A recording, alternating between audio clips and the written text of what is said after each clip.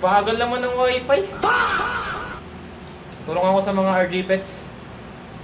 Video más, mi gente, para perder el tiempo, empecemos.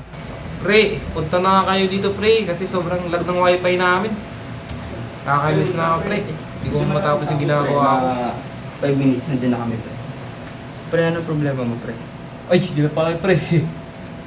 Ano Pre, pre kasi yung wifi namin pre, napakabagal kahit lapit-lapit po lang sa wifi pre. Baka may solusyon kayo dyan tol para mapag-restart yung wifi Pre, namin. don't worry. Ano pa yun? We got you, pre. Sa paraan na to, pre, kukonect natin yung laptop mo sa wifi diretso. Paano yun? Paano yun? Kami bahala, pre. Ano, game ka na? Sige pre, sige pre. Game. Pero, asa mo na dyan?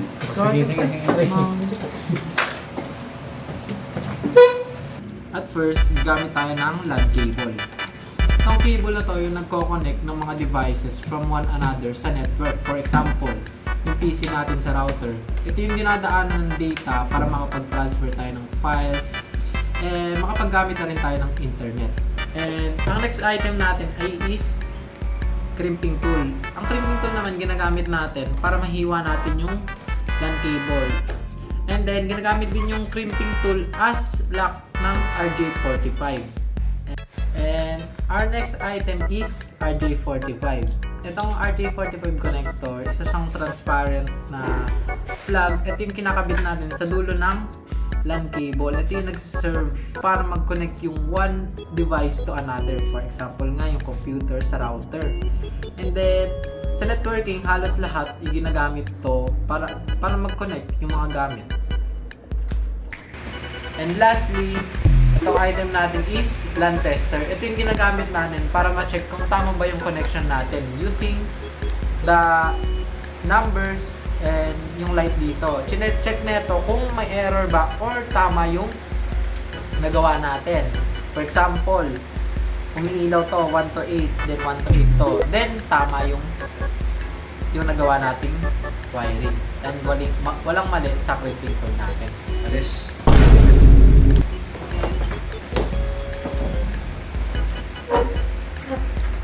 So, sabi nga ng baliw kanina, meron tayong straight cable. So, ganito naman gumawa ng straight cable. So yan na. Hahatiin natin yung naka-cover doon sa mga wires. Yan. So, tatanggalin lang natin yun ng maayos. Yan. And then, bubuka muna natin siya like a flower. You know. Teka, sinisipon ako eh. Panis. Sheesh. Parang flower, di ba? So, i-aayos natin siya. So, ito yung pagkakaayos niya. See the colors? Okay.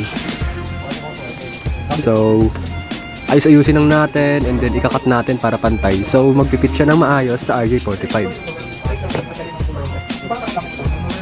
So, parang mararamdaman mo yun eh pag pinasok mo siya sa RJ45. So, taden! Pasok na natin siya. You know, mararamdaman mo naman yun pag napasok siya sa loob lahat. Pakak. Ayun. Pitted. Mararamdaman mo yung parang nag-pit siya. So, ikikrimp na natin siya. And easy as that. Pakak. Pakak. Panis. Napakaangas.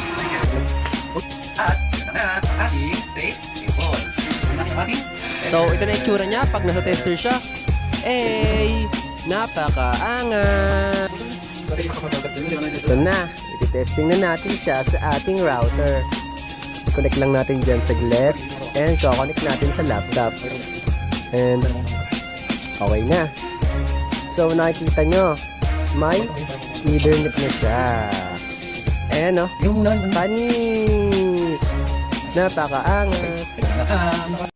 Uy, salamat tol. Ang bilis ko namang hack tol. Oh, tol. Pero diba straight cable yan? Alam mo ba na may isa pang ori ng cable na pwede mo gamitin para makonek ka sa internet?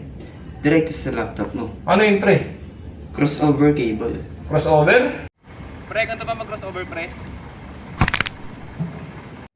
Crossover? Hindi, pre. Ito mga computex. Ito kasi yan. Kasi ka na dyan. Oh, hell no. isa pang uri ng cable ay ang tinatawag nating crossover cable. Ganito naman paano siya gawin. Dito sa part na to, kailangan nating strip tsaka pantayin ulit yung mga cables. Then i-arrange natin siya base sa crossover pattern. Ang pattern dito is light green, green, light orange, blue, light blue, orange, light brown, and brown. Then papantayin ulit natin siya, then put crimp. And then, pag aligned na siya, kakabit na natin siya sa RJ45. Then, ayun, pag nakakabit na siya sa RJ45, start na natin siyang i-crimp. Then, kailangan mahigpit yung pagkakakrimp natin para secured and sure na nakakabit yung mga cable. Then, sa other end naman, since crossover cable siya, magkaiba yung magiging cable alignment niya. Ito naman sa other end ng cable is ang combination niya light orange, orange, light green, blue, light blue, green, light brown, and then brown. Siya. Higipitan niyo ulit yung pag-crimp niyo para secured. And then, ayun na. Ayun ang pagwa ng crossover cable. Ngayon, itetest na natin siya.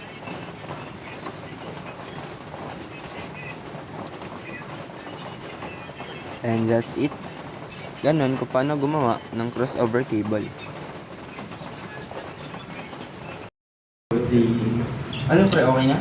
Oh, pre, salamat pre. Oo, Na ano, thank you. hindi sa ng wifi ko pre. Wala naman siguro. Pag-hack na ako lang mabilis pre. Okay. Ito na kami pre. Babay na. Thank you tol, salamat tol sa case. Habal. Okay. 1, 2, 3, go. Explanation ng video. Habang nag-hack si Neil ay nawalan siya ng internet. Gumawa ng straight cable at crossover cable. Ang straight cable ay Putik na yan, kinexit mo eh.